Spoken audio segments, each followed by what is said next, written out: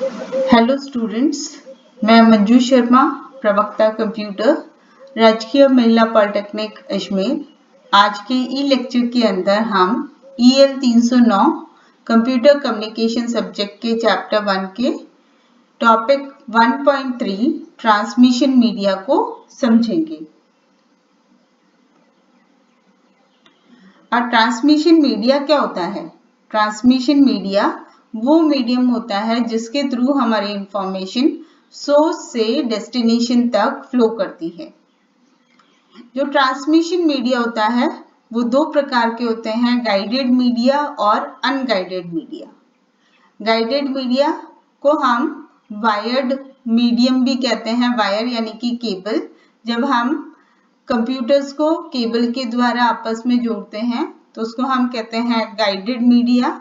और अगर हम वायरलेस मीडियम काम में लेते हैं तो उसको हम कहते हैं अनगाइडेड मीडिया। तो डिफरेंट केबल्स जो हमें देखनी है वो है twisted cable, fibre optics cable और कोएक्सियल केबल।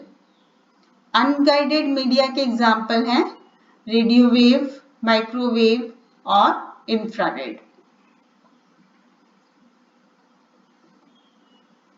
तो हम ट्विस्टेड पेयर केबल से स्टार्ट कर रहे हैं। ट्विस्टेड पेयर केबल में क्या होता है? दो कॉपर वायर होते हैं। जैसे आप यहाँ देख रहे हो कि दो कॉपर वायर हैं, एक ब्लू में शो है, एक पिंक के अंदर शो है। ये दो कॉपर वायर को हम आपस में ऐसे गूंथ देते हैं। क्यों गूंथते हैं? जिससे जो सिग्नल इनके थ्रू फ्लो हो रहा है उनके बीच में इंटरफ्रेंस को कम करने के लिए। क्योंकि अगर हम पैरेलल रखेंगे तो दोनों वायर्स के थ्रू जो सिग्नल फ्लो हो रहा है उनके बीच में इंटरफ्रेंस होगा, यानी कि उनकी जो रेडिएशन है वो आपस में टकराएंगी, जिससे उनके वैल्यूज के ऊपर फर्क पड़ेगा। तो इलेक्ट्रिकल इंटरफ्रेंस को कम करने के लिए ये दोनों वायर्स को हमने आपस में ऐसे गूंथ दिया है। अब इनमें से एक वायर के थ्रू तो हमारा डाटा फ्लो करता है और दूसरा वायर हमारे ग्राउंड की तरह काम करता है। और ये सबसे पुराना ट्रांसमिशन मीडिया है। तो ट्विस्टेड पेयर केबल में दो कॉपर वायर होते हैं जिन पर प्लास्टिक आवरण चढ़ा हुआ होता है। वह दोनों कॉपर वायर आपस में गुथे हुए होते हैं, जैसे ये फिगर में शो किया गया है। एक कॉपर वायर के थ्रू सिग्नल फ्लो होते हैं, वह दूसरा वायर ग्राउंड रेफरेंस की तरह कार्य करता है। दोनों कॉपर वायर के बीच इलेक्ट्रिकल इंटरफ्रेंस को कम करने के लिए वायर्स को आपस में ट्विस्ट का मतलब गूंथना, ट्विस्ट किया जाता है। ट्विस्टेड पेयर केबल सबसे पुराना ट्रांसमिशन मीडिया है। अब ट्विस्टेड पेयर केबल दो प्रकार के होते हैं। एक को हम कहते हैं unshielded twisted pair, UTP, unshielded twisted pair, और दूसरा है शील्डेड ट्विस्टेड पेयर, STP। तो ये अनशील्डेड है और ये शील्डेड ट्विस्टेड पेयर है। तो शील्डेड ट्विस्टेड पेयर के अंदर आप देखोगे कि ये जो हर ट्विस्टेड दोनों के अंदर चार ट्विस्टेड पेयर्स हैं। तो शील्डेड ट्विस्टेड पेयर के अंदर ये जो चार ट्विस्टेड पेयर्स हैं इनके ऊपर भी एक मेटल शील्ड चढ़ाई गई है। हर पेयर के ऊपर एक प्रोटेक्टिव मेटल शीट है, इस पे भी है, इस पे भी है, इस पे भी है, जबकि ये अनशील्डेड के अंदर नहीं है। तो चार ट्विस्टेड पेयर के ऊपर एक प्लास्टिक कवरिंग, प्रोटेक्टिव कवरिंग लगी होती है अनशील्डेड ट्विस्टेड पेयर के अंदर। शील्डेड के अंदर ये तो है ही कि चार पेयर्स हैं, उसके ऊपर आउटर प्लास्टिक की प्रोटेक्टिव कवरिंग है, लेकिन हर पेयर के ऊपर भी एक मेटल की कवरिंग लगा देते हैं। तो STP में हर कॉपर वायर के पेयर के ऊपर एक मेटल शीट चढ़ी हुई होती है। तो जो हमारा केबल है अनशील्डेड ट्विस्टेड पेयर यानी कि UTP cables consist of 2 or 4 pairs of twisted cable with 2 pairs। जैसे हमने जो फिगर के अंदर देखा उसके अंदर 4 पेयर हैं। अगर कुछ के अंदर 2 पेयर्स भी होते हैं, तो अगर हम 2 पेयर वाले UTP काम में ले रहे हैं तो उसके लिए हम RJ11 कनेक्टर काम में लेते हैं और अगर 4 पेयर वाला यूटीपी केबल है तो उसके लिए RJ45 कनेक्टर काम में लिया जाता है। और ये RJ45 कनेक्टर आप सब लोगों ने अपने घर पे भी यूज किया होगा।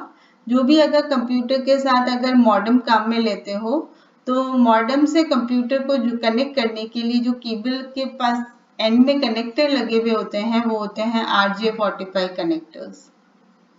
Are different types of UTP. Category 1 से लेके कैटेगरी 5 है जिसको हम शॉर्ट में कहते हैं cat 1, cat 2, cat 3, cat 4, cat 5। तो कैट 1 सिर्फ टेलीफोन लाइंस के लिए यूज होती थी और जैसे हम कैट 1 से कैट 5 की तरह बढ़ते गए तो जो बैंडविड्थ ये सपोर्ट करती थी वो बढ़ती गई। जैसे कैटेगरी 2 से 4 मेगाबिट्स पर सेकंड को सपोर्ट कर रही है, कैटेगरी 3 16 मेगाबिट्स पर सेकंड को सपोर्ट कर रही है, वैसे कैट 5 हमें 200 मेगाबिट्स पर सेकंड तक की बैंडविड्थ प्रोवाइड करती है। तो कैट 5 को हम स्मॉल डिस्टेंस और लॉन्ग डिस्टेंस दोनों में कम्युनिकेशन के लिए काम में ले सकते हैं। ट्विस्टेड पेयर को अगर हम ज्यादा दूर केबल को ज्यादा दूर तक काम में लेना चाहते हैं यानी कि लॉन्ग डिस्टेंसेस पर काम में लेना चाहते हैं तो कुछ दूरी के बाद हमें रिपीटर्स काम में लेने होते हैं क्योंकि सिग्नल्स कुछ टाइम बाद वीक पड़ते हैं तो उनको एम्पलीफाई करके दोबारा से ट्रांसमिट करने के लिए रिपीटर्स का यूज किया जाता है। ट्विस्टेड पेयर केबल का यूज लैंड व टेलीफोन लाइंस में वॉइस और डाटा को ट्रांसमिट करने के लिए किया जाता है। क्या फायदे हैं कि इजी टू इंस्टॉल, बहुत आसानी से हम इन केबल्स को इंस्टॉल काम में ले सकते हैं। इनके द्वारा कंप्यूटर्स को आपस में कनेक्ट कर सकते हैं और इन केबल के द्वारा एनालॉग और डिजिटल सिग्नल्स को ट्रांसमिट किया जा सकता है कि दोनों को सपोर्ट करती है, एनालॉग भी और डिजिटल ट्रांसमिशन को भी। नेक्स्ट केबल है कोएक्सियल केबल। कोएक्सियल केबल के अंदर 2 कंडक्टर्स होते हैं जो पैरेलली चलते हैं। जैसे यहाँ पे ये एक सेंटर में कॉपर वायर है, ये एक कंडक्टर है, दूसरा कॉपर का शीट है, ये दूसरा कंडक्टर है। तो 2 कंडक्टर्स पैरेलली चलते हैं। तो कोएक्सियल केबल के सेंटर में कॉपर वायर का कोर होता है। जैसे ये फिगर के अंदर दिखाया है, ये सेंटर के अंदर कॉपर का कोर है जिस पर हमने एक इंसुलेटिंग मटेरियल का कवर चढ़ा दिया है। इस इंसुलेटिंग मटेरियल पे फिर से कॉपर की एक जालीनुमा परत चढ़ी हुई है जो कि हमारा दूसरा कंडक्टर है और फिर से इसके ऊपर एक प्रोटेक्टिव की प्लास्टिक कवरिंग है। तो कोएक्सियल केबल का स्ट्रक्चर कैसा हो गया कि सेंटर में एक कॉपर की कोर, उसके ऊपर एक इंसुलेटिंग मटेरियल के ऊपर फिर से कॉपर की एक जालीनुमा शीट है और इसके ऊपर फिर से एक प्लास्टिक की प्रोटेक्टिव कवरिंग है। ये हो गया हमारा कोएक्सियल केबल का स्ट्रक्चर। अब ये जो कोएक्सियल केबल है ये 2 प्रकार की होती है। एक को हम कहते हैं 50 ओम केबल और दूसरे को हम कहते हैं 75 ओम केबल। 50 ओम केबल को हम बेस बैंड केबल भी कहते हैं और 75 ओम केबल को ब्रॉडबैंड केबल भी कहते हैं।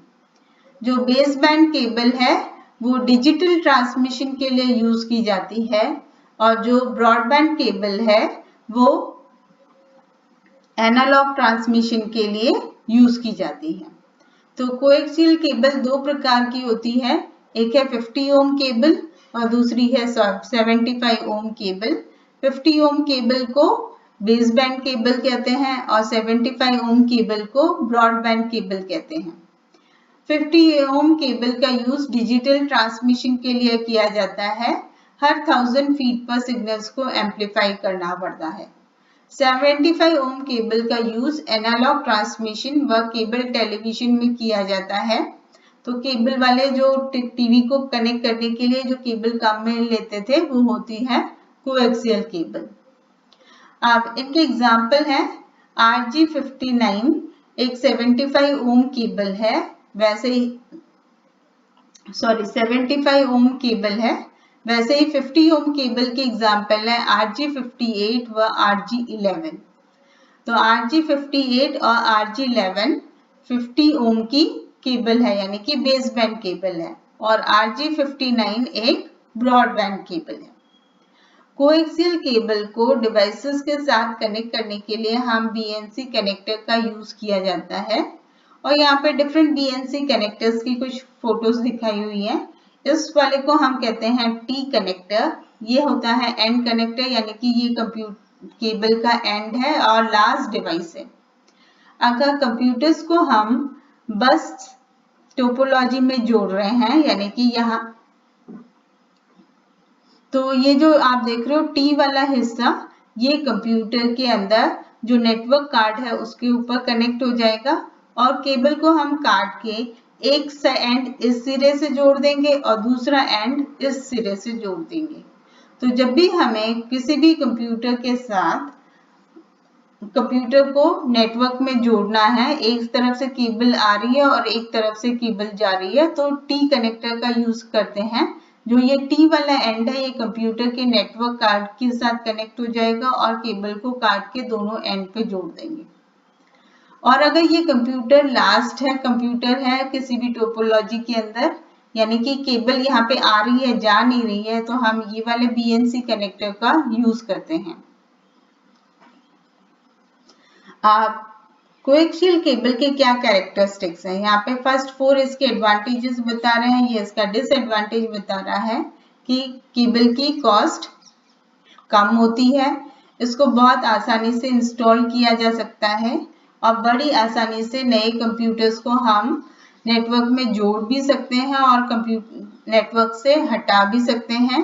ये 10 मेगाबिट्स पर सेकेंड तक की बैंडविड्थ प्रोवाइड करती है और जो इलेक्ट्रोमैग्नेटिक इंटरफ्रेंस होता है इस केबल के अंदर वो थोड़ा कम होता है। लेकिन इसका ड्रॉबैक क्या है कि अगर केबल में जरा सी भी फॉल्ट आ जाती है तो पूरे नेटवर्क के अंदर जो कम्युनिकेशन है वो फेल हो जाएगा या रुक जाएगा। तो सिंगल केबल फेलियर से पूरी एंटायर नेटवर्क डिस्टर्ब हो जाती है। तो ये इसके कैरेक्टरिस्टिक्स हैं, low cost, easy to install and expand, 10 megabits per second तक की bandwidth, medium immunity from electromagnetic interference. लेकिन ड्रॉबैक क्या है कि single cable failure can disturb the entire network. अगर केबल के अंदर जरा सी फॉल्ट आ गई तो हमारा पूरे नेटवर्क का कम्युनिकेशन रुक जाएगा। नेक्स्ट है ऑप्टिकल फाइबर। जब भी हमें बहुत ज़्यादा बैंडविड्थ और हाई स्पीड से अपने डाटा को ट्रांसमिट या रिसीव करना है तो हम ऑप्टिकल फाइबर का यूज करते हैं। अब ऑप्टिकल वर्ड आ रहा है कि यहाँ पे मतलब क्या होगा, तो इंफॉर्मेशन को लाइट के फॉर्म के अंदर ट्रांसमिट करना है। तो ऑप्टिकल फाइबर होता क्या है, इसके अंदर बहुत पतली अपने बाल से भी पतली ग्लास ट्यूब्स होती हैं। तो optical fibre is an ultra thin fibre of glass और फ्यूज सिलिका। और ऑप्टिकल फाइबर के अंदर इंफॉर्मेशन को हम लाइट के फॉर्म के अंदर ट्रांसमिट करते हैं। तो अगर लाइट प्रेजेंट है तो वो 1 को इंडिकेट करता है और लाइट एब्सेंट है तो वो 0 इंडिकेट करता है। क्योंकि इंफॉर्मेशन कंप्यूटर के अंदर बाइनरी फॉर्म के अंदर है 1 और 0, तो 1 को हम यहाँ पे लाइट से इंडिकेट करते हैं और 0 को एब्सेंस ऑफ लाइट के द्वारा इंडिकेट करता है। तो जो हमारा डाटा है वो लाइट के फॉर्म के अंदर ट्रांसमिट होगा। जो ऑप्टिकल फाइबर है उसको हम 3 लेयर्स में डिवाइड कर सकते हैं। सबसे पहला है द इनर कोर, दूसरा है क्लैडिंग यानी कि जो कवरिंग, और लास्ट में उसके ऊपर आउटर प्रोटेक्टिव कवरिंग। जैसे यहाँ दिखाया गया है, ये अंदर का ग्लास कोर है, उसके ऊपर ये क्लैडिंग चढ़ी हुई है और क्लैडिंग के ऊपर हमारी आउटर प्रोटेक्टिव कवरिंग है।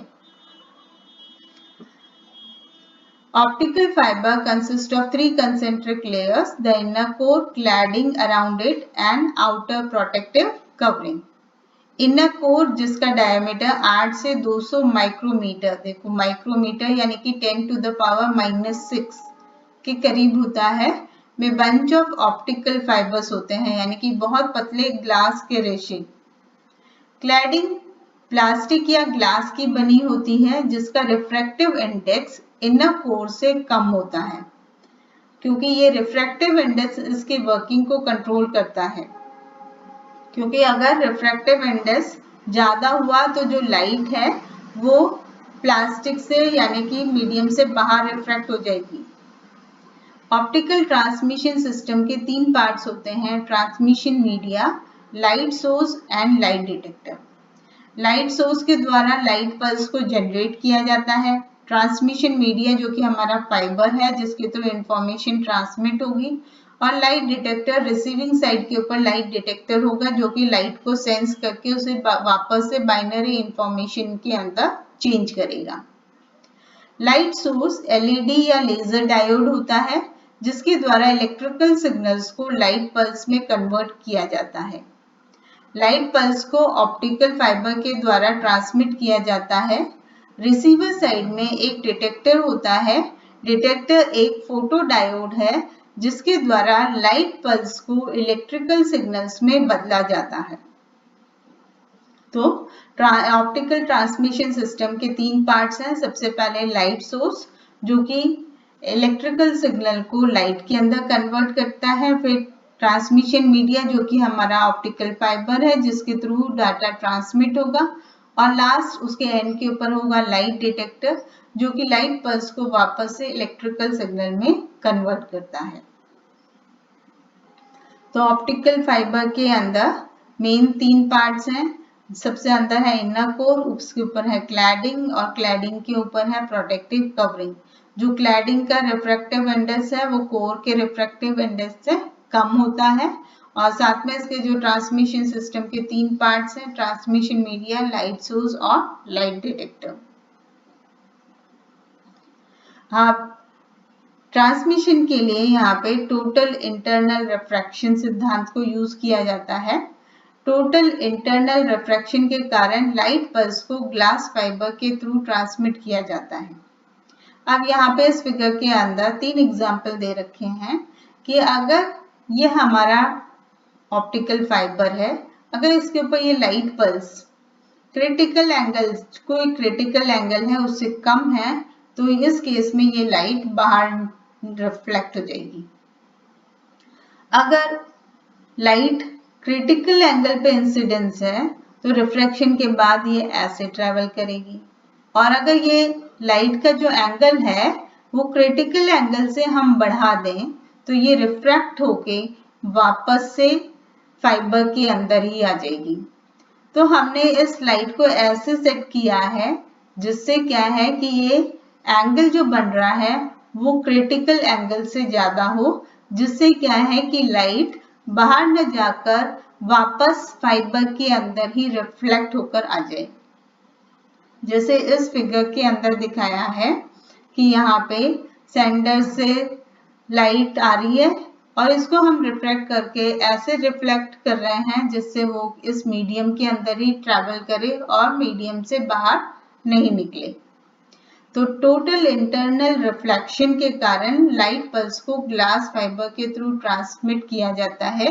जब भी लाइट पल्स एक मीडियम जो कि है हमारा ये ग्लास जिसको हम कह रहे हैं सिलिका से दूसरे मीडियम जो कि बाहर है एयर में जाती है तो बाउंड्री पर रिफ्रैक्ट हो जाती है, क्योंकि जो इसके ग्लास फाइबर के ऊपर क्लैडिंग चढ़ी हुई है और क्लैडिंग का रिफ्रैक्टिव इंडेक्स ग्लास फाइबर से कम होता है, इसलिए लाइट पल्स फाइबर से बाहर रिफ्रैक्ट न होकर वापस फाइबर में ही रिफ्लेक्ट हो जाती है।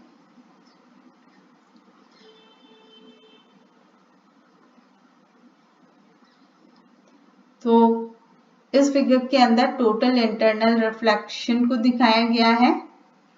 इसके अंदर ऑप्टिकल फाइबर का स्ट्रक्चर दिखाया गया है और इस तरह के टोटल जो हमारी केबल होती है उसके अंदर 3 ये ऑप्टिकल फाइबर्स बने हुए हैं। ये तो सेंटर का कोर हो गया, क्लैडिंग और outer protective covering. Optical fibre के क्या एडवांटेजेस और डिसएडवांटेजेस हैं?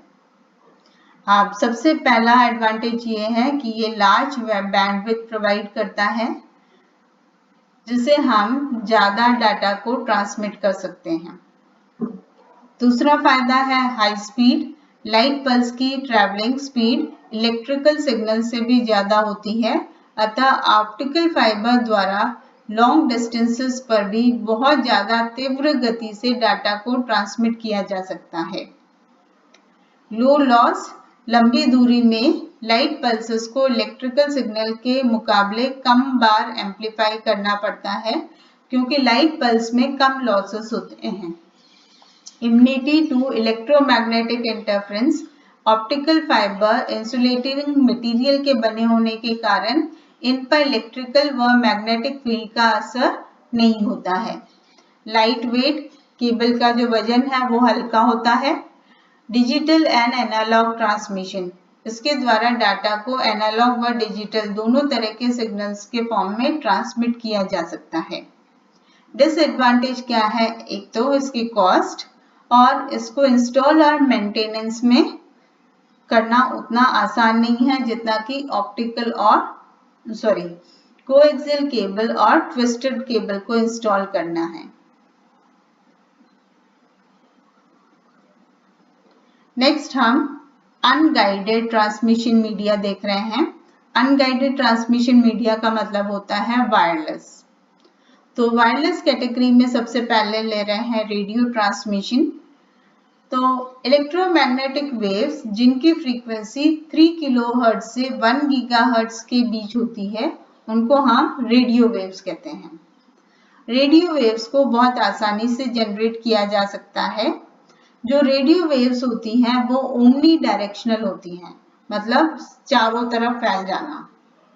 जैसे इस फिगर के अंदर शो किया गया है, यहाँ पे सोर्स है जो कि रेडियो वेव जनरेट कर रहा है, और जनरेट करने के बाद जब वो ट्रांसमिट करता है तो वो हवा में चारों तरफ फैलती जाती हैं। अब क्या है, जैसे ही इस सोर्स से इस वेव का डिस्टेंस बढ़ता जा रहा है तो सिग्नल्स की जो मैग्नीट्यूड है वो कम होता जाएगा, यानी कि सिग्नल्स वीक होते जाएंगे। टावर के पास इनके सिग्नल्स हाई हैं, और जैसे जैसे दूरी बढ़ती जाएगी तो सिग्नल्स वीक होते जाएंगे। तो radio waves are omnidirectional, मतलब जब कोई एंटीना रेडियो वेव्स को ट्रांसमिट करता है तो वे सभी डायरेक्शन में प्रोपैगेट होती हैं, और इसलिए सेंडिंग और रिसीविंग एंटीना को अलाइन करने की जरूरत नहीं पड़ती। रेडियो वेव्स काफी लॉन्ग डिस्टेंस को ट्रैवल्स कर सकते हैं, लेकिन जैसे जैसे सोर्स से डिस्टेंस बढ़ता है तो वेव की जो पावर है वो कम होती जाती है। लो और मीडियम फ्रीक्वेंसी की जो रेडियो वेव्स हैं वो दीवार को पार कर सकती हैं, लेकिन जो हाई फ्रीक्वेंसी की रेडियो वेव्स हैं वो स्ट्रेट लाइन में तो ट्रैवल करती हैं, लेकिन रास्ते में जो दीवार या अन्य ऑब्स्टेकल आते हैं उनको पार नहीं कर सकती हैं। सभी फ्रीक्वेंसी की रेडियो वेव्स मोटर और अन्य इलेक्ट्रिकल इक्विपमेंट से इंटरफेरेंस प्रॉब्लम फेस करती हैं। रेडियो वेव्स की वेवलेंथ ज्यादा होने के कारण इनमें अटेन्युएशन कम होता है, यानी कि जो डिस्टरबेंस होता है वो कम होता है।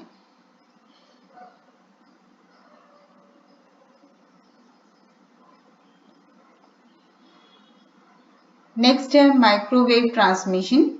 इलेक्ट्रोमैग्नेटिक वेव्स जिनकी फ्रीक्वेंसी 1 गीगाहर्ट्ज से 300 गीगाहर्ट्ज के बीच होती है उन्हें माइक्रोवेव कहते हैं। माइक्रोवेव्स आर यूनिडायरेक्शनल, यानी कि एक ही डायरेक्शन के अंदर फ्लो होंगे, यानी कि एक ही डायरेक्शन के अंदर ट्रांसमिट होंगे। जैसे रेडियो वेव्स हमने देखा था कि वो ओमनी डायरेक्शन है, यानी कि सिग्नल हर डायरेक्शन में प्रोपैगेट करेगा, इसलिए जो रिसीवर और सेंडिंग एंटीनास थे उनको आपस में अलाइन करने की आवश्यकता नहीं होती है। लेकिन माइक्रोवेव के अंदर क्योंकि सिग्नल्स यूनिडायरेक्शनल हैं, इसलिए हमें रिसीविंग और ट्रांसमिटिंग एंटीनास को एक्यूरेटली अलाइन करना पड़ता है, क्योंकि अलाइन नहीं करेंगे तो वो सिग्नल रिसीव नहीं करेगा। तो माइक्रोवेव्स आर यूनिडायरेक्शनल इसलिए इन्हें नैरो रेंज में फोकस किया जा सकता है, लेकिन ट्रांसमिटिंग और रिसीविंग एंटीनास को एक्यूरेटली अलाइन करना पड़ता है। माइक्रोवेव्स स्ट्रेट लाइन में ट्रैवल करते हैं, इसलिए दो टॉवर्स के बीच पृथ्वी आ जाती है। अतः दो टॉवर्स के बीच माइक्रोवेव ट्रांसमिशन के लिए उन्हें लाइन ऑफ साइट में होना चाहिए। जितनी ज्यादा टॉवर की हाइट होगी उतनी ही ज्यादा दूरी दो टॉवर्स के बीच हो सकती है। जैसे यहाँ फिगर के अंदर दिखाया है, सपोज ये वाला माइक्रोवेव का एंटीना या ये स्टेशन नहीं होता रिले स्टेशन, तो यहाँ पे इससे हम डाटा ऐसे ट्रांसमिट करते, तो यहाँ पे अगर और ज्यादा दूरी होती तो ये जो पृथ्वी है ये इनके बीच में आ जाती। तो माइक्रोवेव ट्रांसमिशन के लिए क्या है कि दो रिले स्टेशन के बीच में एक कंटिन्यूअस लाइन ऑफ साइट होनी चाहिए, जिससे डाटा एक स्ट्रेट लाइन के अंदर ट्रांसमिट हो सके। तो आप देखोगे कि यहाँ पे 3 माइक्रोवेव रिले स्टेशन जो कि जो उनके बीच में ज्यादा से ज्यादा डिस्टेंस हो सकता है वो 30 माइल के करीब हो सकता है। उसके बाद हमें फिर से रिले स्टेशंस बीच में कनेक्ट करने होते हैं। और सबसे ज्यादा जरूरी चीज क्या है कि दोनों स्टेशन के बीच में एक कॉमन लाइन ऑफ साइट होनी चाहिए, जिसके थ्रू आपका डाटा यूनिडायरेक्शनल में ट्रांसमिट कर सके। तो ये इन दोनों के बीच में लाइन ऑफ साइट है, ये इन दो रिले स्टेशन के बीच में लाइन ऑफ साइट है। तो माइक्रोवेव स्ट्रेट लाइन में ट्रैवल करते हैं, इसलिए दो टॉवर्स के बीच पृथ्वी आ जाती है। अतः दो टॉवर्स के बीच माइक्रोवेव ट्रांसमिशन के लिए उन्हें लाइन ऑफ साइट में होना चाहिए। तो जितने ज्यादा टॉवर की हाइट होगी उतने ज्यादा दूरी दो टॉवर्स के बीच में हो सकती है। कम दूरी होगी तो कम डिस्टेंस होगा तो पृथ्वी के आने की संभावना ज्यादा है, तो हाइट बढ़ाएंगे तो टॉवर्स के बीच में डिस्टेंस को भी हम बढ़ा सकते हैं। माइक्रोवेव बिल्डिंग्स के थ्रू पार नहीं कर सकते हैं। लॉन्ग डिस्टेंस कम्युनिकेशन के लिए रिपीटर्स का यूज किया जाता है।